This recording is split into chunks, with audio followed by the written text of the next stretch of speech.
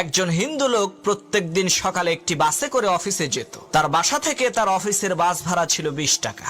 একদিন সেই হিন্দু লোকটি চিন্তা করলো, আমি যেই বাসে করে প্রতিদিন অফিসে যাই সেই বাসের কন্ডাক্টর তো মুসলমান, তাকে একটু পরীক্ষা করে দেখব যে মুসলমান লোকদের স্বভাব চরিত্র কেমন, তাদের মধ্যে সততা আছে কিনা।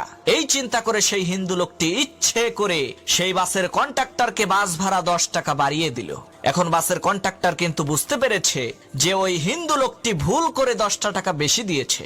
সে তখন খুশি হয়ে মনে মনে চিন্তা করছে, যাক আজকে এই 10 টাকা দিয়ে মজা করে একটা রুটি আর কলা খাবো, না হয় আরাম করে বসে 1 কাপ দুধ চা আর 2টা বিস্কুট খাবো। আবার চিন্তা করছে, আরে মাত্র 10 টাকাই তো দিয়েই দেই। তখন সেই কন্ডাক্টর সেই হিন্দু লোকটিকে তার 10 টাকা ফিরিয়ে দিয়ে বলল, ভাই আপনি ভুল করে 10 টাকা বেশি দিয়েছিলেন। তখন সেই হিন্দু লোকটি বলল, ভাই আমি ভুল করে 10 টাকা বেশি দেইনি, তোমরা মুসলমানেরা কেমন, তোমাদের মধ্যে Likey